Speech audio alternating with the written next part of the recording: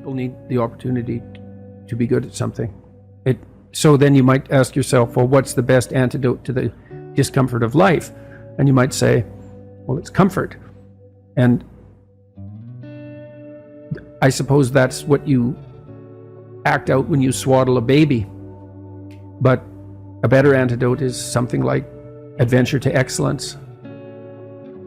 And that's far better antidote to suffering than the mere absence of suffering.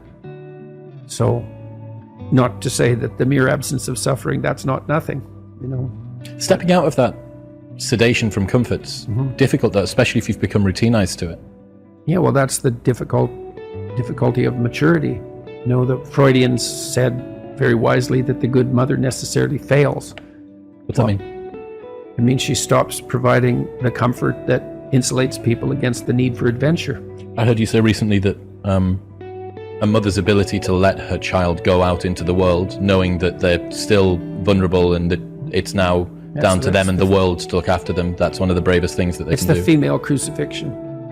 And that's exemplified best in, well, the best portrayal of that I've seen is Michelangelo's Pieta. You know, it's a statue of Mary, and she has Christ's body on her, as an adult, on her lap, and he's broken and destroyed, and, you know, she's displaying that. That's the bravery of a mother, to allow that to happen. But not only that, to facilitate it. So what about... Way you go, kid. Way you go. Well, why? It's dangerous out there. It's like, yeah, no kidding. It's more dangerous here if you stay with me. By a lot. So you might lose your body out there in the world, but if you stay here, you lose your soul.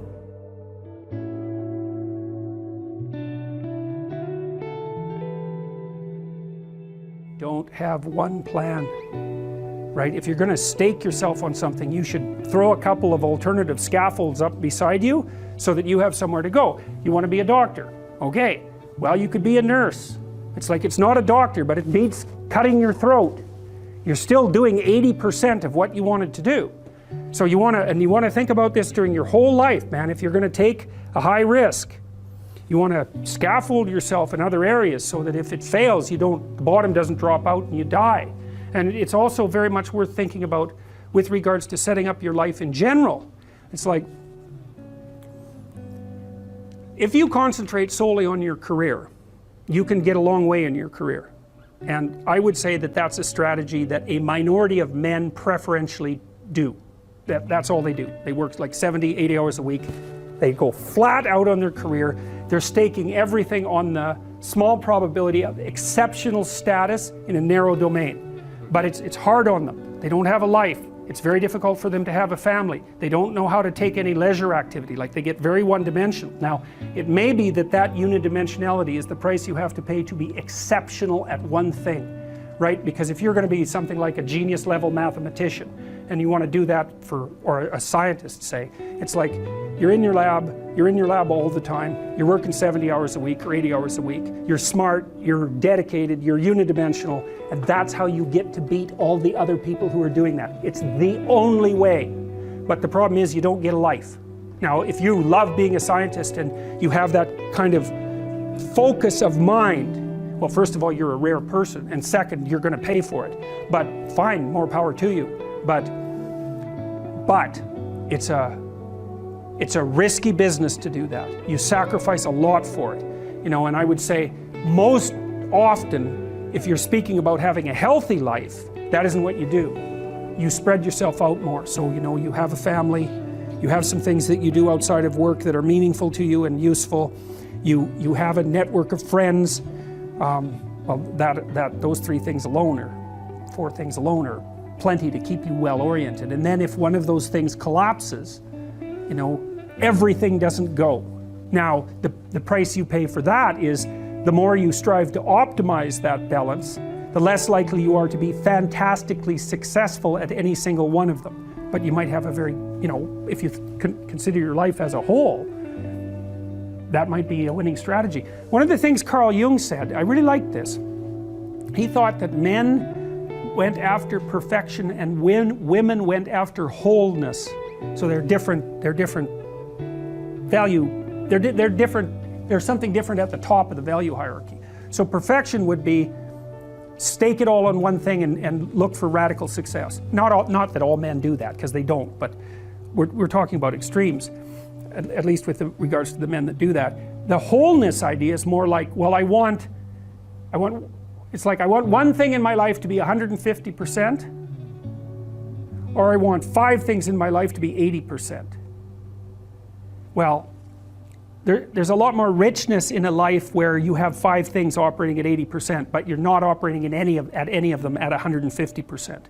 So, and I really believe this because I've watched men and women go through their careers now for a long period of time, and one of the things that, there's lots of things that produce this, but one of the things that I've noticed is that mostly women in their 30s bail out of unidimensional careers. They won't do them.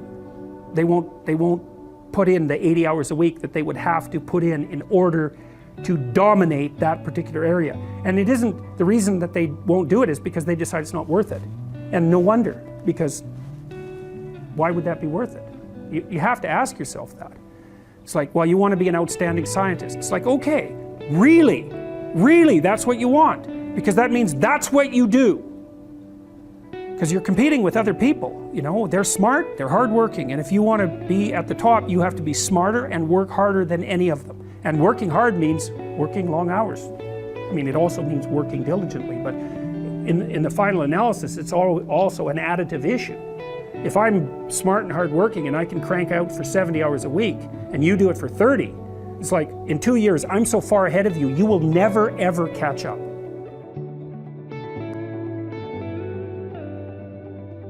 A woman is extremely bonded with her infant, say between 0 and 9 months, and the infant is utterly helpless.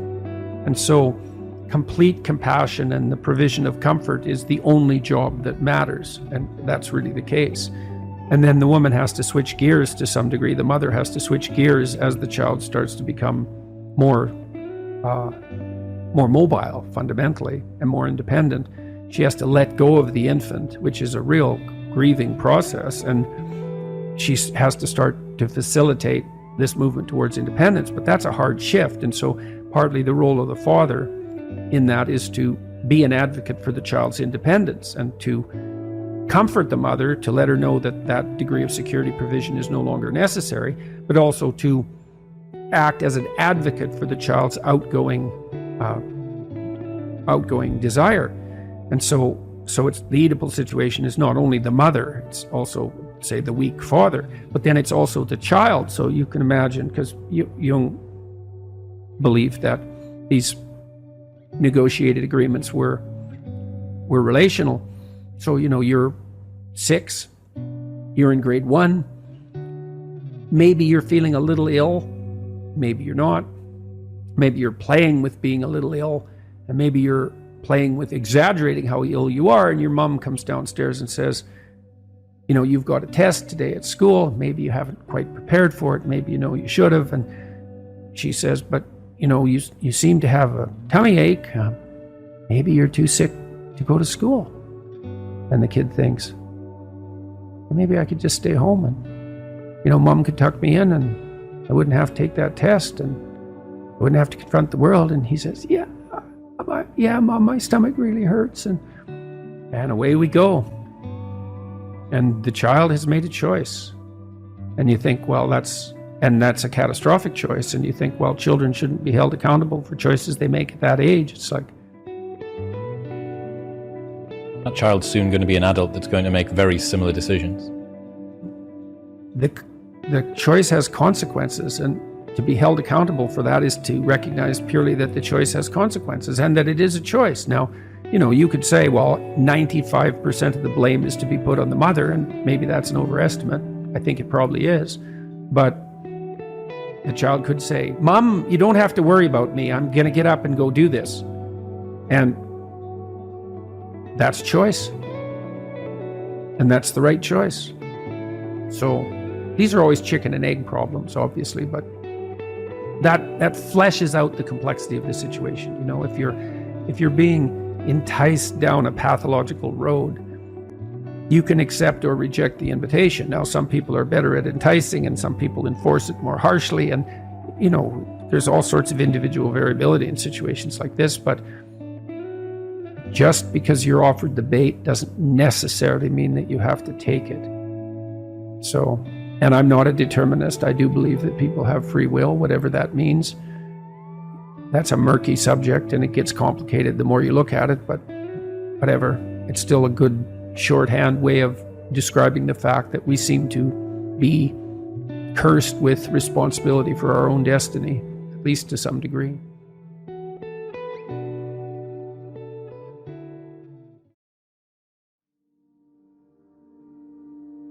How do you advise people that are dealing with imposter syndrome? Oh, everyone deals with that.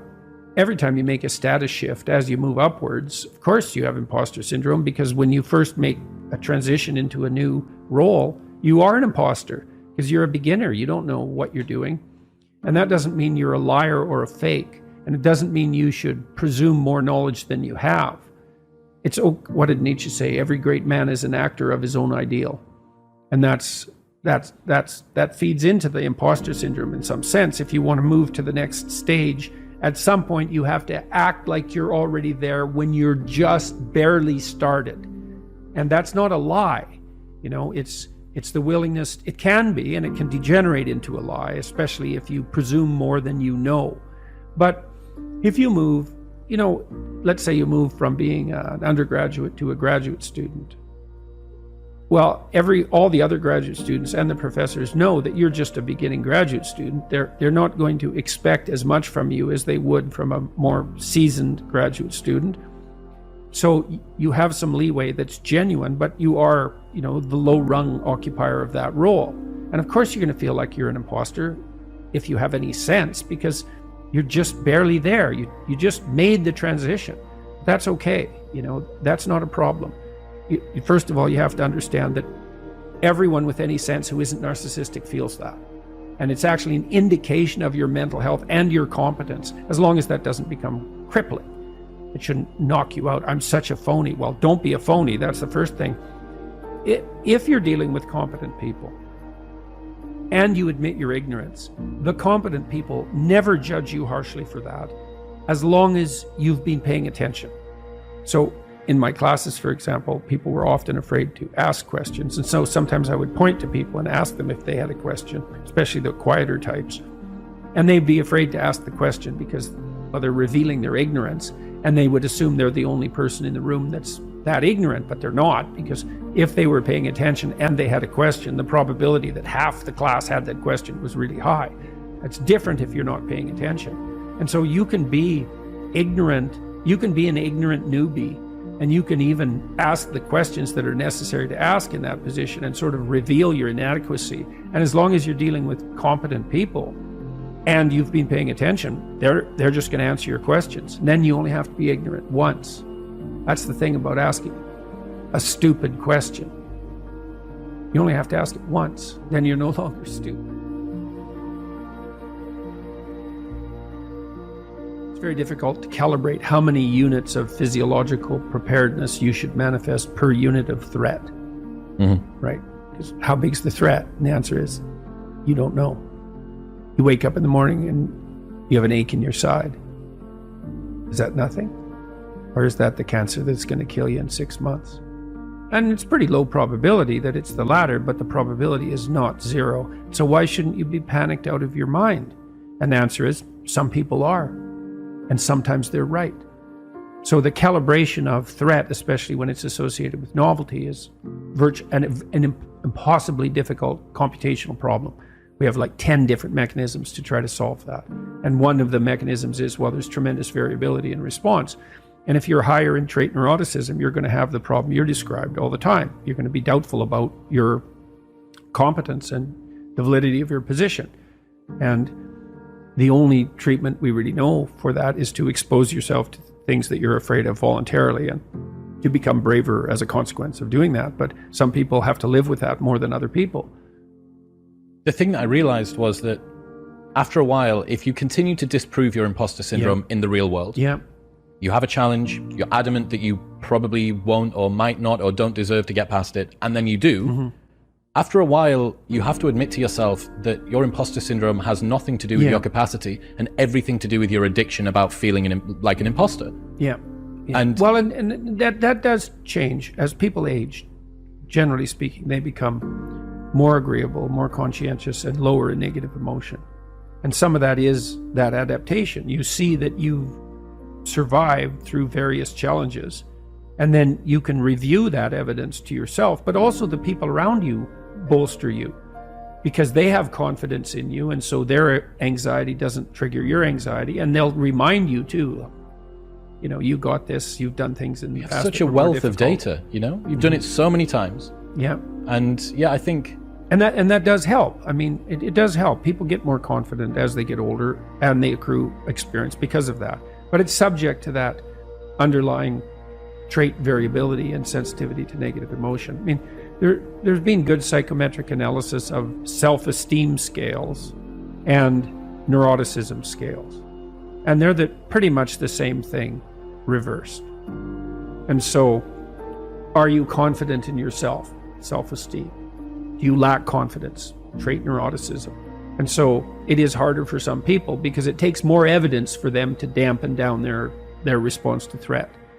So, and it's partly because we're all adapted to some degree to the failure of induction, right? Just because something happened multiple times in the past does not mean necessarily that it will happen the next time. And that's it's the farmer and chicken problem, right? Farmer's always feeding the chicken. Chicken thinks the farmer's his best friend, but one day the chicken is dinner. And that's induction. There was a stable pattern in the past. You come to rely on it, but at any time that axiom can be disproved. And so the fact that we have variability in trait neuroticism is a consequence of the probability of the failure of induction. It's a very difficult problem to solve, how to regulate negative emotion.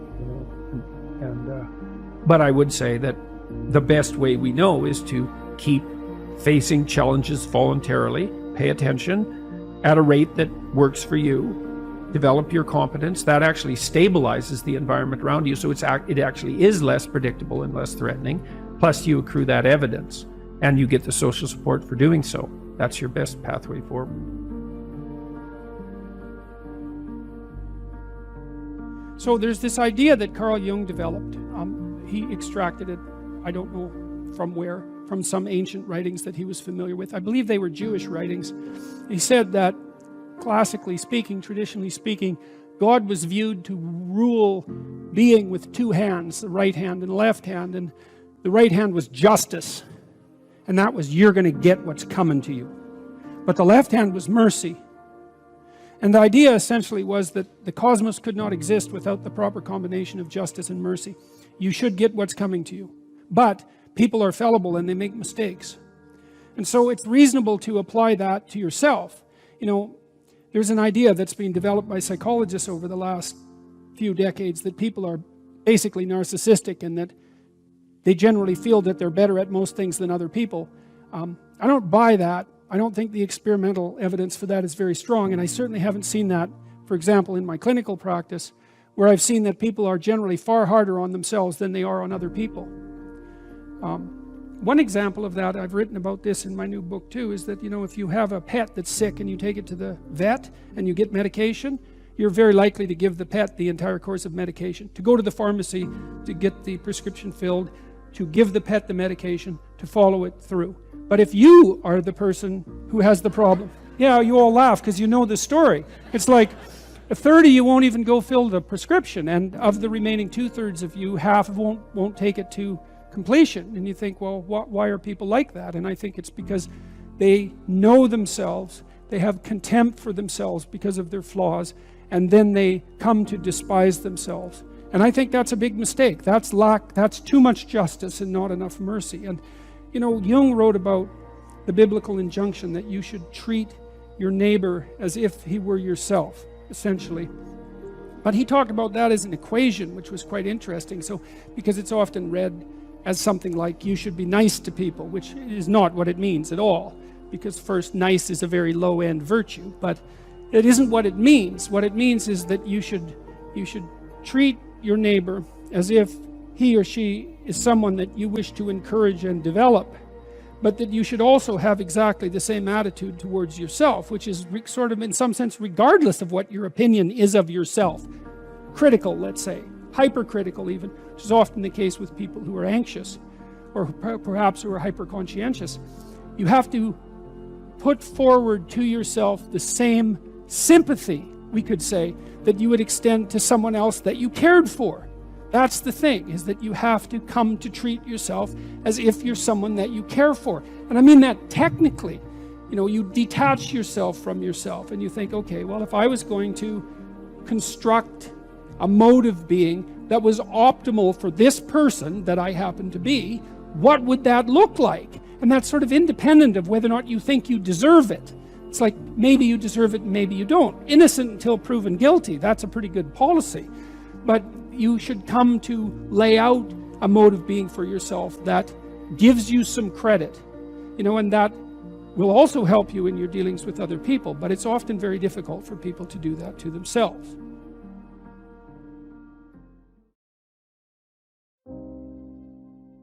You can derive benefit either way, which is why we also like to go watch stories about horrible psychopathic thugs. You know, and hopefully we're learning not to be like them, although there are additional advantages in that, you know, someone who, you might be say that someone who is incapable of cruelty is a higher moral being than someone who is capable of cruelty, and I would say, and this follows Jung as well, that that's incorrect, and it's dangerously incorrect, because if you are not capable of cruelty, you are absolutely a victim to anyone who is. And so part of the reason that people go watch anti-heroes and villains is because there's a part of them crying out for the incorporation of the monster within them, which is what gives them strength of character and self-respect, because it's impossible to respect yourself until you grow teeth. And if you grow teeth, then you realize that you're somewhat dangerous, and or maybe somewhat seriously dangerous, and then you might be more willing to demand that you treat yourself with respect and other people do the same thing. And so that doesn't mean that being cruel is better than not being cruel. What it means is that being able to be cruel and then not being cruel is better than not being able to be cruel. Because in the first case, you're nothing but weak and naive. And in the second case, you're dangerous, but you have it under control. And you know, a lot of martial arts concentrate on exactly that as part of their philosophy of training. It's like, we're not training you to fight. We're training you to be peaceful and awake and avoid fights.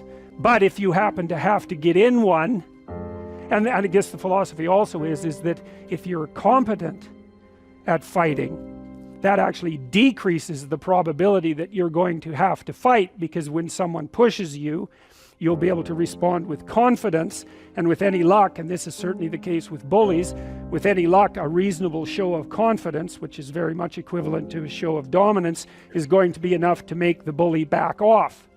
And so the strength that you develop in your monstrousness is actually the best guarantee of peace. And that's partly why Jung believed that it was necessary for people to integrate their shadow. And he said that was a terrible thing for people to attempt, because the human shadow, which is all those things about yourself that you don't want to realize, reaches all the way to hell. And what he meant by that was, it's through an analysis of your own shadow that you can come to understand why other people are capable, and you as well, of the sorts of terrible atrocities that characterized, let's say, the 20th century. And without that understanding, there's no possibility of bringing it under control. When you study Nazi Germany, for example, or you study the Soviet Union, particularly under Stalin, and you're asking yourself, well, what are these perpetrators like? Forget about the victims, let's talk about the perpetrators. The answer is, they're just like you. And if you don't know that, that just means that you don't know anything about people, including yourself. And then it also means that you have to discover why they're just like you. And believe me, that's no picnic. So that's enough to traumatize people, and that's partly why they don't do it. And It's also partly why the path to enlightenment and wisdom is seldom trod upon, because if it was all a matter of following your bliss and doing what made you happy, then everyone in the world would be a paragon of wisdom. But it's not that at all. It's a matter of facing the thing you least want to face. You said that a harmless man is not a good man. A good man is a very dangerous man who has that under voluntary control. How should people become more dangerous? Oh, becoming more articulate is definitely, I would say, that's the primary array of weapons. So, I mean, physical prowess is something, and it's not nothing, that physical confidence that comes along with that as well. But the same thing replicated at the level of the ability to communicate and to think, and that's a way broader field of battle and opportunity. So this is one thing that isn't taught well, especially to boys. It's more important to teach it to boys, I would say, because they're more skeptical of the educational enterprise in general, generally speaking, partly because they're less obedient, partly because they're less agreeable. That's particularly true for disagreeable boys. And agreeable boys get higher grades independent of their IQ and their academic achievement, because they're easier to deal with. So what do you tell disagreeable boys? There's nothing that makes you more formidable than verbal competence, than being able to articulate, be able to think, to marshal your arguments, right? It's a battlefield metaphor. Get everything in order.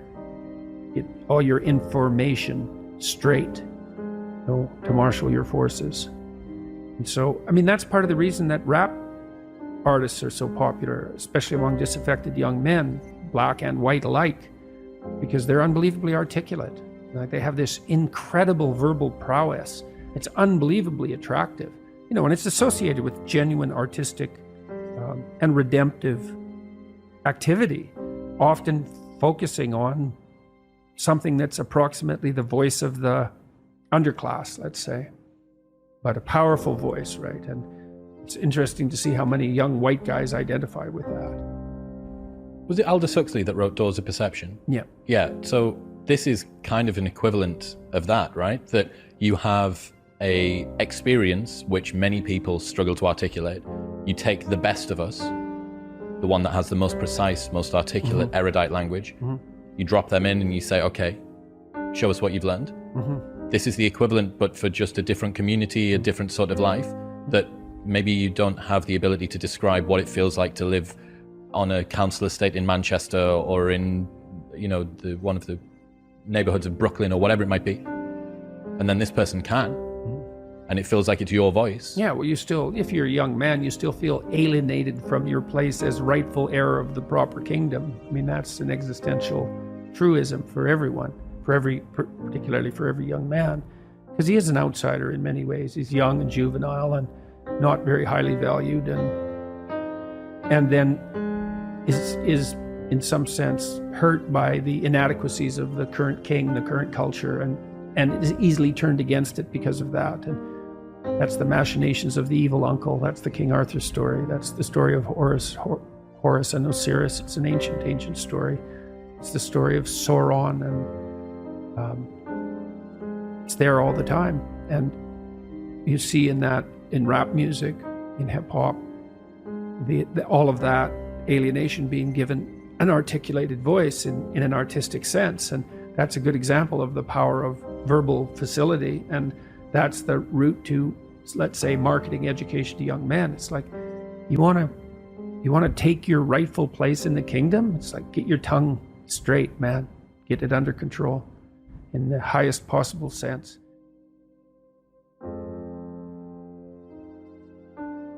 Where do you look for the most valuable thing when you don't know where it is? Well, each of the knights looks at the forest surrounding the castle and enters the forest at the point that looks darkest to him. And that's a good thing to understand, because the gateway to wisdom and the gateway to the development of personality, which is exactly the same thing, is precisely through the portal that you do not want to climb through. And the reason for that's actually quite technical. This is a Jungian presupposition too, is that, well, there's a bunch of things about you that are underdeveloped, and a lot of those things are because there's things you've avoided looking at because you don't want to look at them, and there's parts of you you've avoided developing because it's hard for you to develop those parts. And so it's by virtual necessity that what you need is where you don't want to look, because that's where you've kept it. There's a deep existential lesson in that your being is limited and flawed and fragile. You're like the genie, which is genius in the little tiny lamp, you know, this immense potential, but constrained in this tiny little living space, as Robin Williams said when he played the genie in Aladdin. But the fact that you have limitations means that the plot of your life is the overcoming of those limitations, and that if you didn't have limitations, well, there wouldn't be a plot, and maybe there would be no life.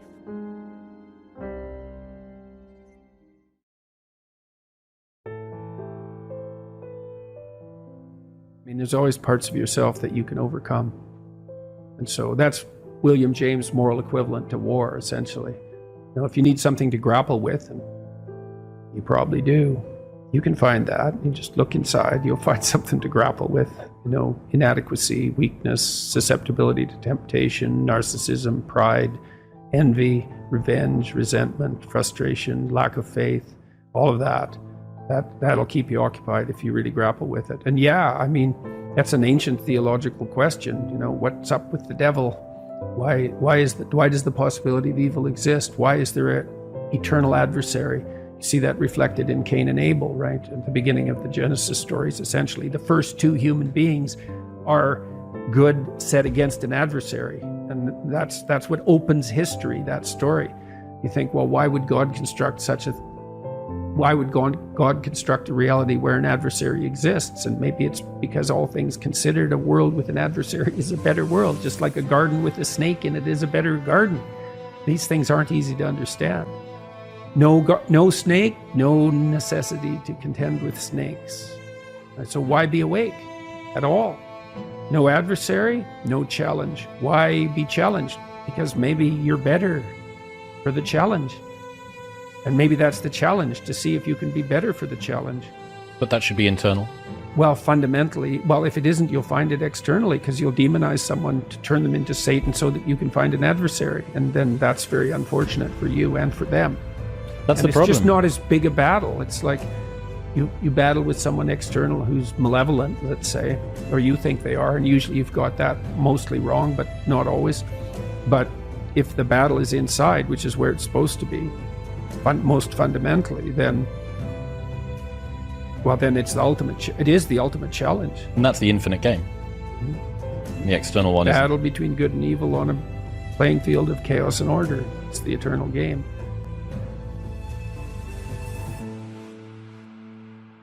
And you can play that out in the external world, but part of what the religious enterprise is about, and the Christians have really contributed to this, is the notion that sacred battle is fundamentally spiritual, which is to say, in some sense, fundamentally psychological. It's to be fought on the battleground of the soul, internally. It's a subjective issue. How do you defeat evil? You defeat the evil in your own heart. That is how you do it. And so if that's all being acted out for you in the world, well, you've misplaced Satan. That's a good way of thinking about it. This is another weakness, I think, of the atheistic position, because it's pretty hard. It's easy in some sense to dispense with belief in the highest good, but it's not so easy to dispense with belief in evil. So that's a big problem. So then where do you localize it? And you can find evidence of it everywhere, certainly in institutions. I mean, that's the whole systemic racism, corrupt patriarchy narrative, is that Satan is to be found at the core of our institutions.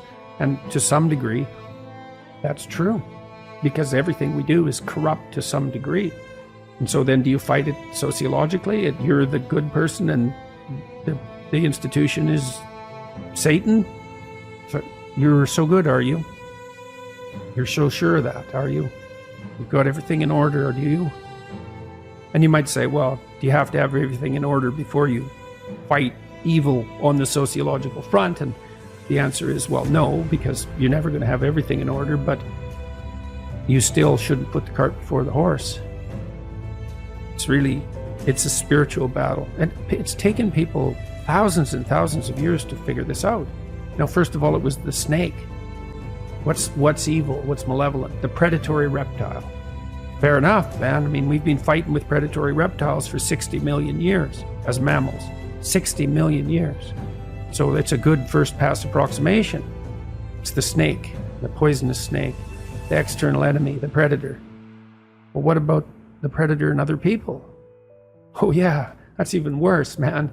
It's like how predators are one thing, but predatory people, other tribes, man, they're brutal. They're brutal. Oh. Well, what about your predatory friend? Oh, that's pretty bad too. The friend who stabs you in the back, the person who betrays you, Judas. God, maybe that's the ultimate snake. It's like, well, how about when you betray yourself? Oh yeah. So you want to see, there's this association that's very strange that occurred in the development of Christian thought between the snake in the Garden of Eden and Satan. There's no indication in the original story that the snake has anything to do with the Lord of all evil. It's a very weird conclusion that's been drawn. It's almost extra biblical because there's almost no mention of Satan in the Bible at all, much less any direct connection between the serpent and Satan. It's a very, very strange idea, but it's part of this psychologization of evil. Like, well, what's the ultimate predator? What's the ultimate predator? What's the enemy you harbor in your own heart who hates you? That's the ultimate predator. There's these images of Mary with her head in the stars and baby in her arms and her foot on a snake. It's like, well, that's the eternal feminine. Her head's in the stars because she's oriented towards the highest good and she's protecting her infant from predators. That could be an actual predator. That's been the case throughout not just human history, but mammalian history. Could be other people who are predators. Could be men who are predators. Could be her, who's a predator. The devouring mother.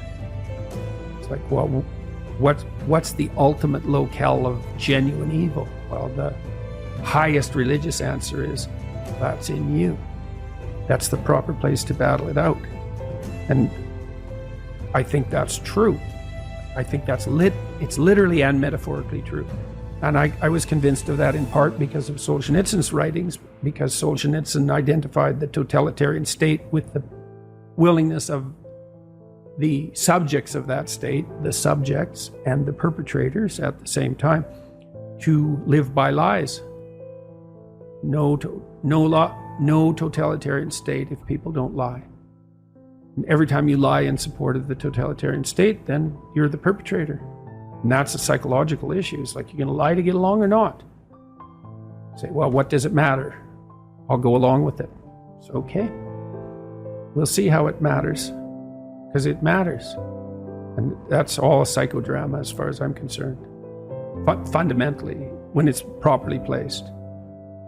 You've got plenty of problems to take care of on your own front. And that's where you should concentrate your efforts. If you were 100% certain that there was no afterlife, would you still be able to preach that there's a positive meaning in life?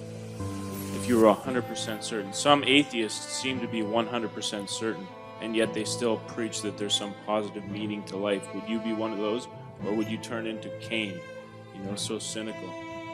I think that, well, as far as I'm concerned, one of the things I learned from studying 20th century history is that, like, even if you take the most cynical of ideas, let's say that life is irredeemable suffering and perhaps isn't even justified because of that, it still seems to me that you have an ethical duty, let's say, to live in a manner that reduces that to the degree that that's possible. And I think that can be experienced as meaningful in some sense independently of the transcendent context. Now, I don't exactly know how to strip off the transcendent context, because one of the things I would say that's happened to me is because I've spent so much time looking at the horrible things that people have done, is that it's like Jung said that this is one of his famous quotes. He said, no tree can reach up to heaven unless its roots reach down to hell. And so as I've dug deeper into the depravity of human beings, my sense of the possibility of human beings has also grown, what would you say, in proportion. And until I've become convinced actually that good is a more powerful force than evil, even though evil is an unbelievably powerful force. And so I can't really strip the transcendent away. Now, what bearing that has on eternity, say on an afterlife, I mean, I can't say anything about that. The only thing I guess I can say is that there are many things about being that we don't understand in the least. And we don't understand the nature of consciousness or the nature of time. So I wouldn't despair about that, but yes, I think that life can still be meaningful without there being a necessity of an afterlife.